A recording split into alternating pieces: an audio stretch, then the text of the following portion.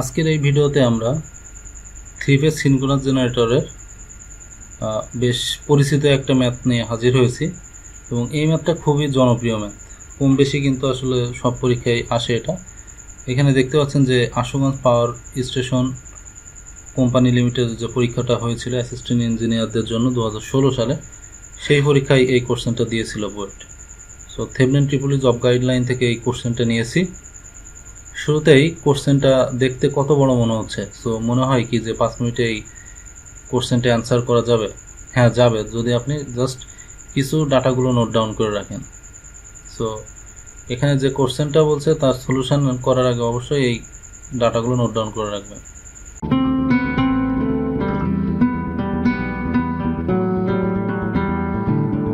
Welcome to my channel diversity 360।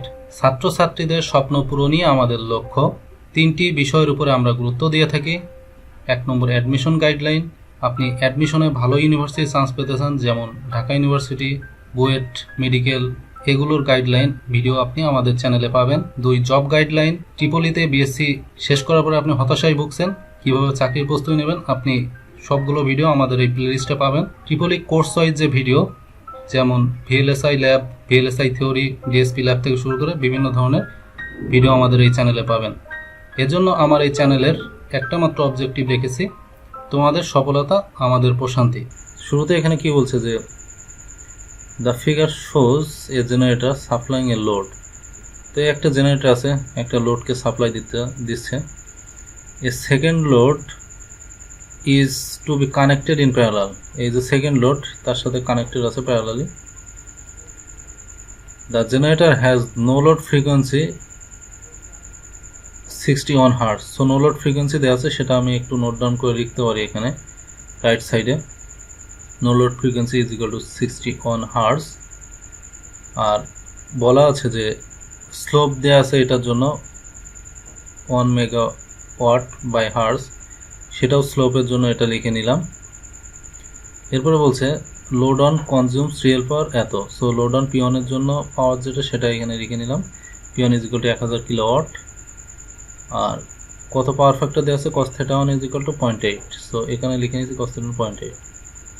এখন বলছে when load two consumes, load টুর জন্য রিয়েল পাওয়ার দেওয়া আছে আর cos θ এর মান দেওয়া আছে, সেটাও আমি এখানে নোট ডাউন করে রেখে দিলাম রাইট সাইডে। দেন এখন যে অ্যান্সারগুলো বের করতে বলছে আমি সেগুলো দেখব।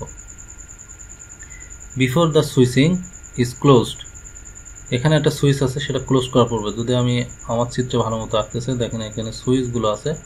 এই বিফোর সুইচ ক্লোজ মানে সুইচ বন্ধ হওয়ার ঠিক আগ মুহূর্তে। তো বন্ধ হওয়ার ঠিক আগ মুহূর্তে মানে কি, যে ওপেন অবস্থা আছে সুইচগুলো। তো ওপেন অবস্থায় যদি এভাবে থাকে, তখন লোড টু কিন্তু এখন কোনো কানেক্টেড নাই। সো শুধুমাত্র জেনারেটরের সাথে লোড অন কানেক্টেড। সো তাহলে আমাদের এই প্রথম কোশ্চেনের জন্য লোড টু নিয়ে কোনো ক্যালকুলেশনই আসবে না। সো তাই বলছে যে before the switch is connected, so what is the operating frequency of the system. So operating frequency কত? সো অপারেটিং ফ্রিকোয়েন্সি মানে সিস্টেম ফ্রিকোয়েন্সি কত at no load, at load on, শুধুমাত্র লোড অনের জন্য। লোড টু কি এখন open অবস্থা আছে, কারণ সুইচ তো ক্লোজ হয়নি, বলছে ক্লোজ হওয়ার আগে। সো তাহলে আমি এইটা আর এইটার মধ্যে রিলেশন যদি দেখি, আমরা জানি যে লোড অনের একটা হচ্ছে পাওয়ার, এর ফর্মুলা হচ্ছে এস মানে হচ্ছে স্লোপ ইন্টু লো লোড ফ্রিকোয়েন্সি মানে সিস্টেম ফ্রিকোয়েন্সি। সো এখান থেকে পির ভ্যালু কত দেওয়া আছে লোড অনের জন্য 1000 কিলোওয়াট বসাইলাম। স্লোপ কত আছে 1 মেগাওয়াট বাই হার্জ, সেটাও এখানে বসাইলাম। নো লোডের ফ্রিকোয়েন্সি কত 61। আর সিনক্রোনাস ফ্রিকোয়েন্সির ভ্যালুই তো আমাদের সিস্টেম ফ্রিকোয়েন্সি, এছাড়া তো সিনক্রোনাস ফ্রিকোয়েন্সি না, এটা হচ্ছে system frequency. So system frequency কত সেটা আমার বের করতে হবে। সো সেটা শুধু আননোন, বাকিগুলো সব নন। সো এখান থেকে দেখেন আরও একটা কাজ করছি যে সবগুলোকে এসআই ভ্যালুতে কনভার্ট করে নিয়েছি, না হলে ঝামেলা হবে। 1000 লিখলাম আর কিলোর জন্য 10⁻³ লিখছে। 10⁻³ একটু বুঝতে কষ্ট হচ্ছে, সমস্যা নেই, বুঝে নিন। 10⁻³ 1 মেগাওয়াট। তো 1 মেগাওয়াটকে 10⁻6 লেখা যায়, মেগাকে 10⁻6। দেন এই পাশে 10⁻6 আর এই পাশে 10⁻6, তাই না? এটা লিখলাম। সো দুই পাশে 10⁻6 উঠে গেলে আসলে সিস্টেম ফ্রিকোয়েন্সিস 100টি হার্জই হয়। সো আমাদের প্রথম যে কোশ্চেনটা চাইছে সেটার কিন্তু অ্যান্সার আমরা পেয়ে গেছি, যে যদি লোড অনটা শুধুমাত্র কানেক্টেড থাকে তাহলে সিস্টেম ফ্রিকোয়েন্সি কত এটা। সেকেন্ড পোর্শনে কি বলছে, after load 2 is connected what is the operating frequency. তার মানে এখন কিন্তু লোড অনের সাথে আবার লোড 2 কানেক্টেড, তার মানে এই সুইচ কিন্তু এখন ক্লোজ হয়ে গেছে। ক্লোজ হওয়া মানে কানেক্টেড হয়ে গেছে। সো কানেক্টেড হয়ে গেলে লোড অন লোড 2 দুটোই আছে। তাহলে টোটাল পাওয়ার কত সেটা আগে বের করতে হবে। তাহলে যে যখন দুটো লোডই অ্যাক্টিভ তখন টোটাল পাওয়ার ইকুয়াল 2 পাওয়ারের যোগফল। শুরুর পাওয়ারটা কত ছিল 1000, দেখেন 1000 কিলোওয়াট, আর লোড 2 জন্য 800, সো দুটো যোগ করলে 1800 কিলোওয়াট। সো 1800 কিলোওয়াট এটাকে মেগাতে কনভার্ট করলে 1.8 megawatt. So total power is equal to 1.8 megawatt. আর পির ফর্মুলা আমরা জানি S P F into N L. Just আগের ফর্মুলাটা ইউজ করে এখন জাস্ট ম্যাথ ক্যালকুলেশন করব। এখানে পির জন্য ছিল 1000 আর এখানে পির জন্য কত 1800, আর কোনো ডিফারেন্ট নাই, নর্মাল প্রসিডিউর আগাবে। So SP 1 megawatt, no load frequency দেওয়া আছে, no load frequency 61। So no load frequency 61 hertz.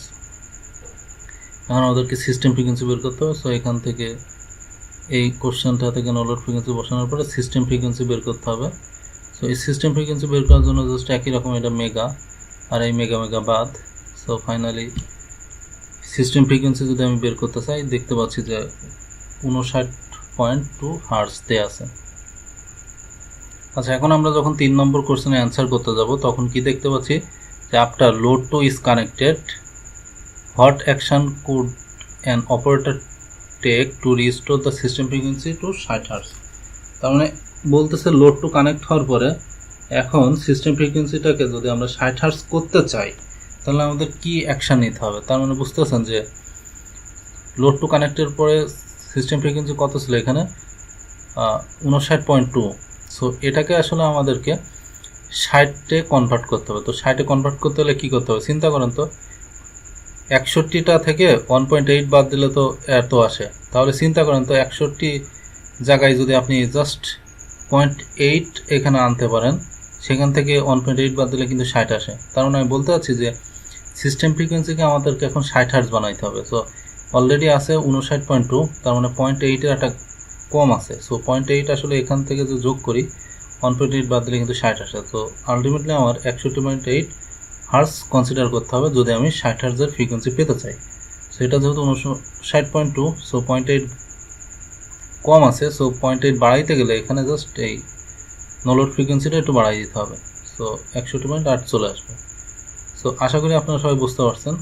আপনি যদি আমার এই চ্যানেলে নতুন হয়ে থাকেন অবশ্যই সাবস্ক্রাইব করবেন এবং পাশের বেল আইকনটি প্রেস করবেন, কারণ আমি যখনই নতুন ভিডিও ইউটিউবে আপলোড দিব আপনি সাথে সাথে এই ভিডিওটা দেখে নিতে পারবেন।